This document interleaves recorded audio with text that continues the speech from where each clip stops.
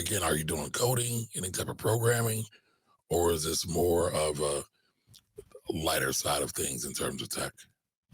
Yeah, I mean it's tangential to technical, but I'll just keep it vague. I am with it's not finance, so it was a quantum, it was a double leap. I was very lucky to be able to do that. Okay. And by the way, I think for your audience, that's probably the hardest part is the first kind of crack and foot in the door. But there's many different ways if you're entrepreneurial, which is which is table stake for being overemployed or just the secret sauce. You just have to always be thinking how you gonna provide for your family and how you gonna live a happy, fulfilled life. I think that's Mhm. the bottom line motivation, right? Right, right. Um, yeah, and I'm not doing particularly anything super technical, but I have a grasp of technical stuff. Let's put it that way. Okay, Just mostly all of it is learned from the job, to be honest. okay, okay. And so then you got to your J2, and I'm just going to throw a number out here. I'm guessing they were both multiple or at least six figures at one job singularly, right? So first job, first J was at least six figures. Second job, I'm assuming, was at least six figures in salary as well, right? Yep.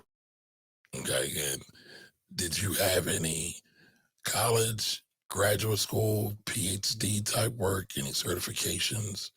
How are you able to do this? Yeah, I have a couple of degrees from college, so Okay.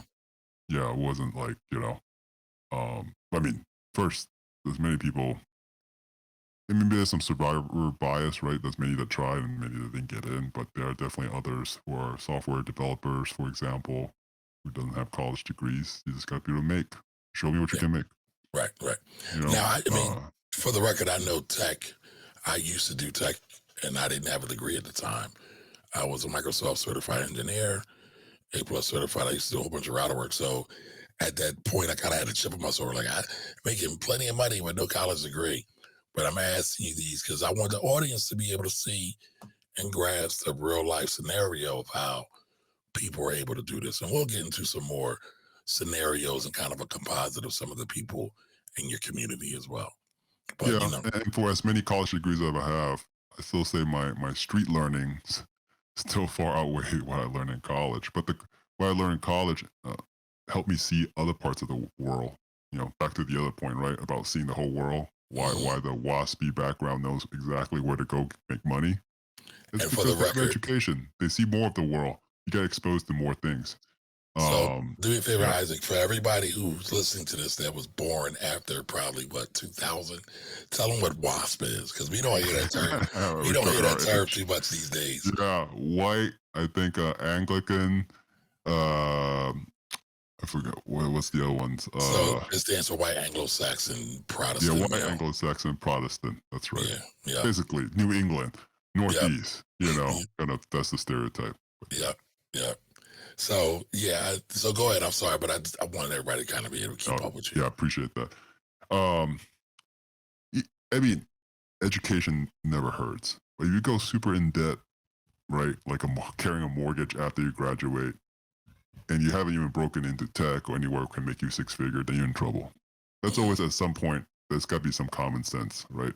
In terms of the risk and reward, of education. I think education has really gone off the rails, and it's a great marketing that's been done out there, and it's just continued to excel. It means continue to exceed inflation in terms of price, right? So you have to get really creative. How are you going to get educated for free? I think Right. you can just search that Google. There's many ways. Not saying it might not be possible for you, but then again, you can get into tech without an education. But once you get into tech, though, that's always one thing nice about tech is because it's a knowledge economy. They're always very big on learning. You can get your degrees while you're in tech. Should not Mhm. stop you. That's on other people's dime. You're learning on the job. That's the best degree to get. Gotcha, gotcha, gotcha. All right. So current day, how many J's do you have? I guess I call it two and a half. Two and And a I half. got Okay. two full time, W-2s, and I got my I guess my overemployed community side hustle that kind of growing out of thin air pretty quickly. Okay. And just for the listening audience, these J's are not 9 to 5, 6 to 1, right? These J's are both occurring at the same time, theoretically, right? Yeah, they're like 9:30 to 5 maybe or 4:30 Right, whenever I want to. I'm almost done by early afternoon, but yeah. right. Because, again, traditionally, you work your first job, 9 to 5, and then you're doing that shift through that graveyard shift where you might be going, to work from 6 to 12 or 6 to 1 in the morning, come home, get some food, get a shower, go to sleep, wake back up and do it all over again. You're basically doing double duty from 9 to 5. So I wanted to state that so people can clearly understand that. Oh yeah, 100%. That's the power and leverage of knowledge. You know, you're working with your brain, Mhm, on top of not having to be in person. I think mhm. that's a couple of factors that makes that Right, possible. right. I mean, it's so sexy. I think I want to, become intentionally overemployed myself. So I got to figure that out because it's not just for tech, though, right? I mean, there are other people in other industries that are able to do this. The only requirement is to be able to do work from home or work remotely, correct?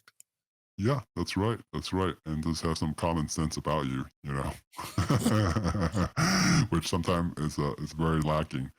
Hence why the need for, I guess, or the community has gained so much traction, I guess. But yeah, Okay. I think we have people in insurance, in customer service, accountants, a lot of accountants, but that's of course a slightly technical, as you know, Kamari, world as well. It's just Right. in a different way. It's just not necessarily tech. Well, I mean, why tech though? I think why we make tech kind of the central theme of it is, I mean, that's the first people that start working remotely, right?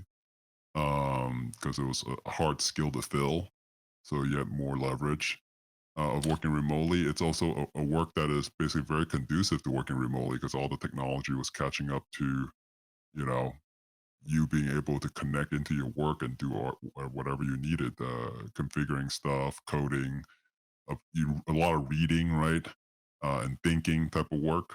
It was perfect. It was a perfect recipe for remote work.